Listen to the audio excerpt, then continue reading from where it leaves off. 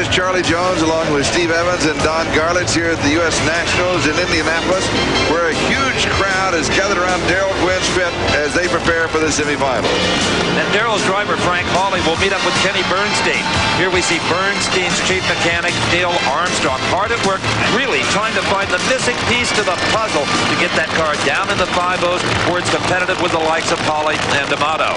But right now it is time for Funny Car round number 2. This capacity crowd looks on.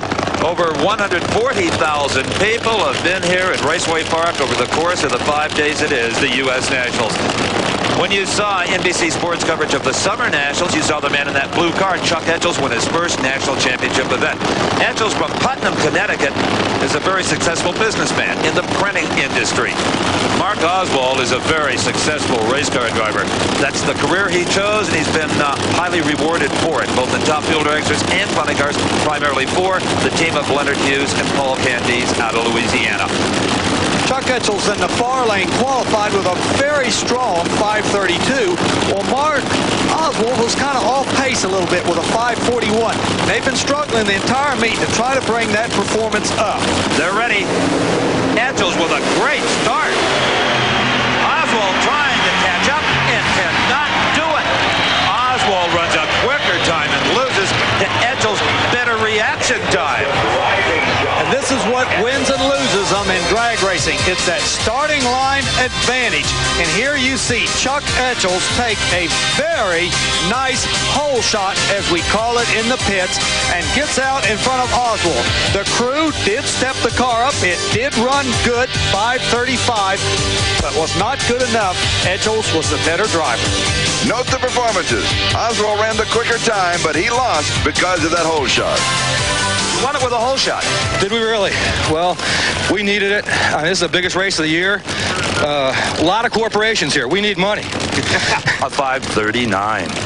Smitty said it would run a 38, so, I mean, he's on his mark as usual. As always, Paul Smith, the chief mechanic on this car. Race drivers are just like announcers. They're always looking for the big buck. Our next pairing, Casey Spurlock in the near lane, and this man, Tom Hoover, in the far lane. You'll recall from our Summer Nationals coverage, we met the Hoover family, including this lovely lady, Ruth Hoover, Tom's 84-year-old mom. She's no dummy. She's found an air-conditioned VIP suite to watch this confrontation from. And it will be a tremendous race. Hoover from Maple Grove, Minnesota, really hungry. Hasn't won since 1979. Up against Casey Spurlock, Hendersonville, Tennessee, who won this year's Winter Nationals, and you saw it on NBC Sports. And Steve, Tom Hoover's crew chief is his dad, George Hoover, who is 84 years old. He builds the engines. Absolutely, one of the hardest working men in drag racing. Far lane is Hoover. On the right side of your screen is Spurlock. When all those lights are lit on the top of the Christmas tree, there'll be a yellow. There it is, and a green. Good start. It is Hoover. And George loved that. And so does Ruth, their little baby boy. 48-year-old Tom goes to the Final Four here at the U.S. Nationals with a 539. That surprised Spurlock. Meanwhile, John Force is getting buckled in. He's got to be thinking about two things. One, beating Ed McCulloch. Two, all the fires that he has had. But he is not the only one who has tasted flames here at Indianapolis. Whit Bazemore, Atlanta, Georgia. It was in qualifying that this occurred. A blown engine, 14 quarts of oil pumped into this fire. At this point, Bazemore had no idea where he was on the racetrack. The cockpit full of smoke at the far end of the racetrack. Somehow, through all of this flame, exited Whit Bazemore totally and completely unhurt. Thanks to a 7-layer fire suit, the Nomex underwear you see, socks, boots, helmet, not a blister on that young man. Here's what the car looked like back in the pits. What once was a $75,000 funny car, no more than toast. Burned toast, I might add. Oh, brutal big. You're brutal. Next, it'll be John Force against Ed McCulloch. Here are the current Winston Funny Car Championship point standings. Remember, each round of racing is worth 200 points to the winner, so if McCulloch can get by Force now, he can really close the gap. As you might imagine, both competitors are painfully aware of this confrontation.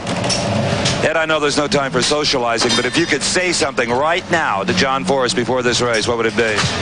It's not over till it's over. We'll see here pretty quick, John, what it's going to be. If we're going to do anything in this championship, we have to win right now. That's what we intend to do. McCullough says this is the showdown, one-on-one here now. Well, it's a long ways to the World Championship, but ain't no psych job going to work on me today. Been too rough. We're going to race our own lane, and like Snake said, when you're on a roll, you're on a roll, and we ain't out of dead cats yet. But kind of like all I can say to that is he's my buddy. Just don't be late to work.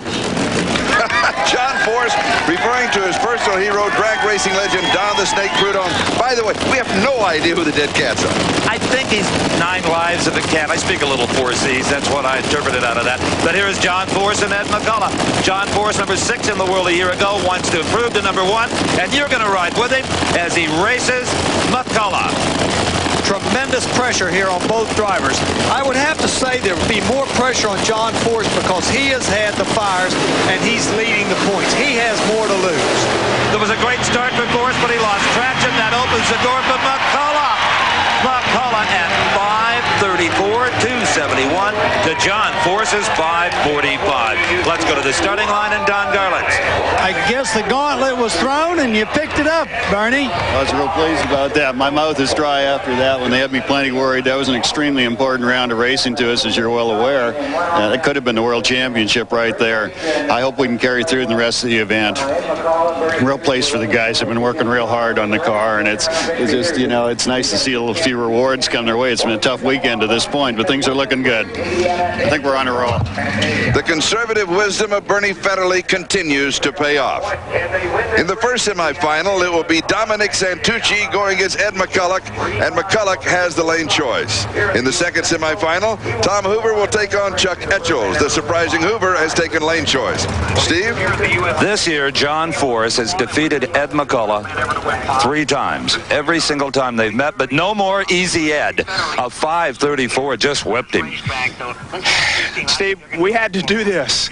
I mean, if we got any chance at all in this World Championship Series, we had to beat Force right here. I told my guys this may be the single toughest round of my career. Beating Force this round, we did what we had to do. And did it beautifully. For Ed McCullough, the tough round may be the turning point of the season. For John Force, he may remember this day with remorse. Top Fuel semifinals still to come.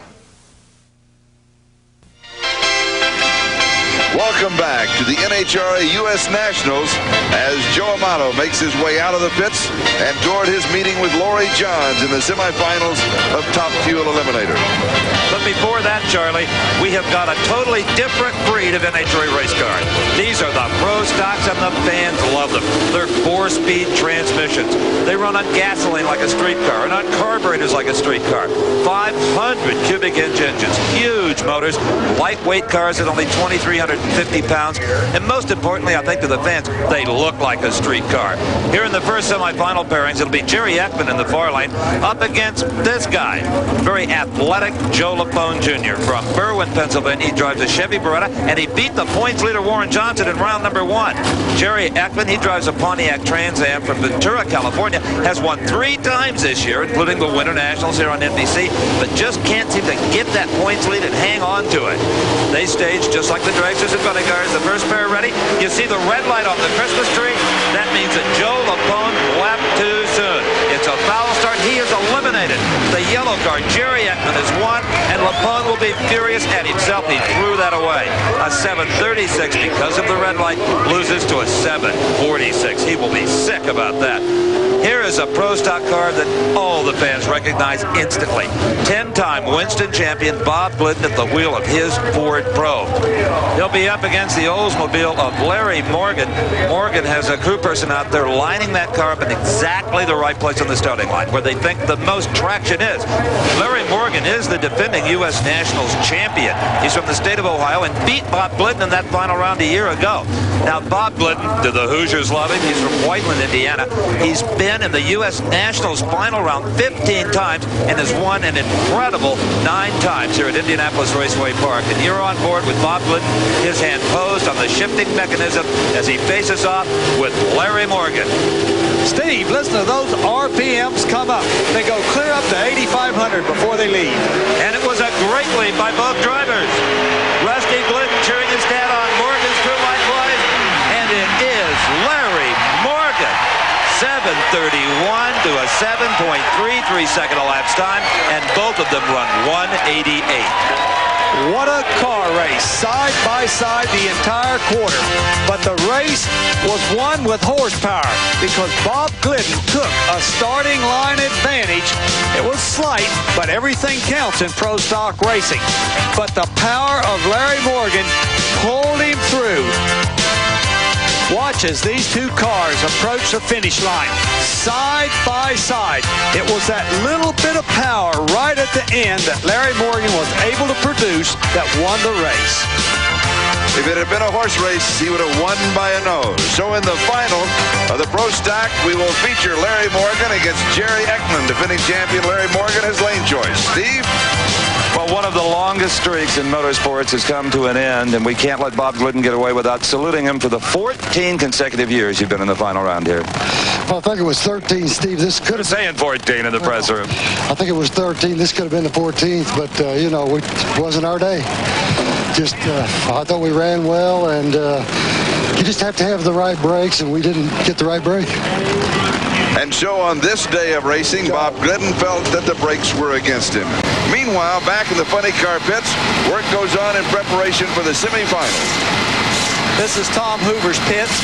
The crew are hard at work preparing Tom's car for the semifinals under the able direction of George Hoover, the old-time veteran. He is right now repairing the cylinder heads. Steve's with Larry Morgan.